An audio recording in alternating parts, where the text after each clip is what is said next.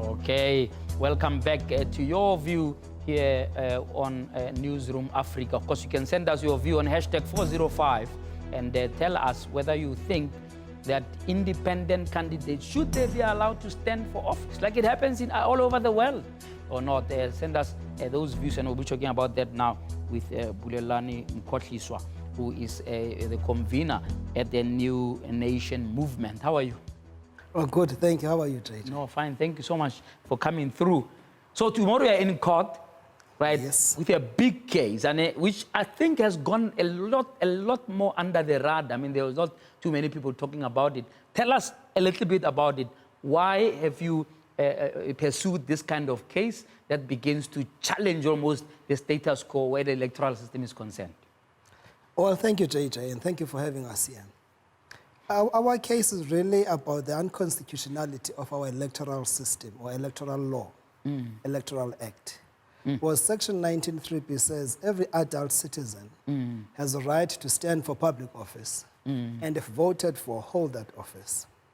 It does not necessarily prevent people, from going into that public space without political parties. However, the Electoral Act prescribes that if people want to go for public office in the provincial and the National Assembly, they have to go there via political parties. So at the core of what we are contesting is the unconstitutionality of our Electoral Act as far as it concerns the independent candidates for the provincial and the national. Yeah. So what was the reason for it to be postponed then? Because clearly it's something that could have then impacted on the previous election. Well, the issue that the IEC has always been very consistently raising is the issue of the timing. Because they were saying, if we're talking about independent candidates, then you need to redemarcate, some of those constituencies so that the independent candidates can then have those constituencies that are coming from. And they were saying, we have raised the matter late, and they were very clear to say they don't have an issue with the relief that we're seeking, but they have an issue with the timing.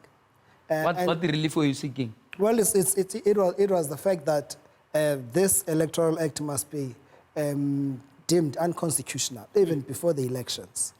And I guess if they had granted us that relief, it would have meant that the elections would not have gone ahead because they would not go ahead if it has been concluded that the system is flawed. Yeah. Yes. What are the prospects of success? This is a big case, and it may mean that we have to redo, at least our habit of how we assemble provincial and national governments. But also, it may mean that we have to wait for the next election before we implement it. Well, the prospects of success, we believe that they are very high for a number of reasons. During the My Vote Counts case, all the 11 judges were unanimous in saying their interpretation of the Constitution in terms of that Section 19(3)b. It actually did not stop independent candidates. It was just there could have been some logistical constraints from the IEC in terms of implementing that. So that is why we believe that the chances are very high. Not only that, the speaker today, submitted their application to say they are going to abide by the decision of the court, and they are also going to request 36 months for them to implement whatever the decision of the court will be. So for us, that gives us an indication that the speaker is saying the Constitution is very clear on the matter. And they're already preempting, a victory for us by saying they are already requesting 36 months for them to be able to put into place what we are requesting or proposing. What are the implications if you were to win this case, in your view, about how this would impact on the lives of the people? I was speaking earlier about how political parties themselves have failed. And they've even failed even more when they tried to break away from the liberation movement and form splinters. Now you want even more splinters. There'll be somebody who's clueless, who can just win and become president, doesn't know what where the head or tail of policy is, and they just won because they were popular? I think at the core of what we are hoping for, or JJ, it was to say after 25 years of democracy, we can see the results and the fruits, of the electoral system that we currently have. And we do not want to be, very unfair to say, when the leaders prior to 1994 during the CODESA, because they did not have the benefit of hindsight that which we have, today. So we're saying there were decisions that were taken during that time. And we would love to believe that they were taken for the best interests of the people. However, after 25 years, there's a need for a review. Yeah. The implications, of our victory, whether tomorrow or when the judgment is going to be given some other time, we believe that there's a need for the system to be shaken up a bit. We need something to disrupt, what we currently have, because the fact is that the political parties have really stopped seeing voters as the customer. Yeah. Instead, they're seeing themselves as kings, and they feel that they can do, as in what they please. So we're saying we believe that our victory will certainly make political parties, to shape up even to a certain degree. And we are also very cognizant of the fact that the system that we are saying the Constitution is allowing even at provincial and national level, it's already implemented at the local government level. And there are many serious challenges, even at that level, with the system, the mixed system, that we're fighting for. But what right there, have independence made a difference at local level to a point where you can almost now elevate them or promote them to national level? I think there have been some successes, even though, they were not significant at all.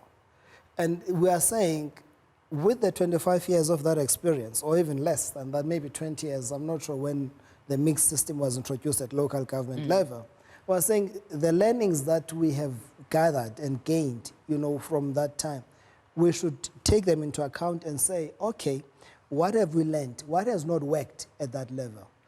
What can we do to upgrade the system so that as we implement it, at a national level, it becomes better for the benefit of the people. Yeah. And also, if you look at the party political system itself, with all its flaws, at the core is that the political parties are not giving ordinary South Africans a chance to say who do they want even on that list.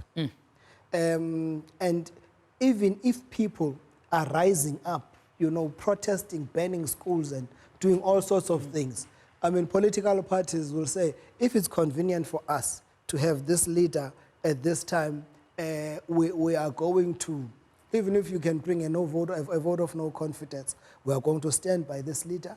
So instead of listening to the cries of the people, they are saying by us, submitting that this leader that we have chosen is a wrong one, would be showing a sign of weakness to us as political parties. So we're saying we have a strong sense that a victory, for us in this particular case will be a victory for the ordinary person on the street.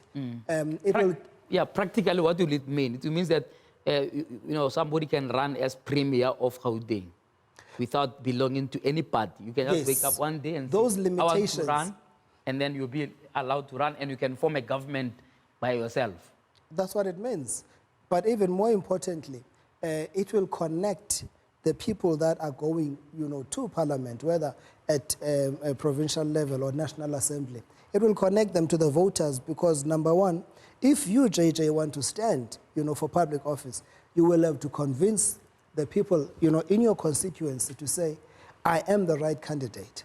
I have the right credentials. I have displayed high levels of integrity. I have, the competence, and I have a proven track record of serving you as a community. So for those reasons that I've advanced, nominate me and vote for me.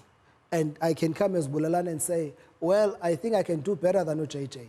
Already we're giving, the ordinary citizens, the public, the chance to say, okay, between you, JJ, and Bulelani, we think you will represent us best. But not only that, we are hoping for a system where if JJ is then elected and he beats me, JJ must know that I'm always, right behind him. If he doesn't deliver, people have an alternative, in me to say, JJ, we are going to recall you from that office because you are not properly representing our interests. So we want to give a chance to Bulelani to go to that space. And you're satisfied, having learned how this system works in other countries, that it is better than what we have? Just from a policy formulation point of view and accountability point of view.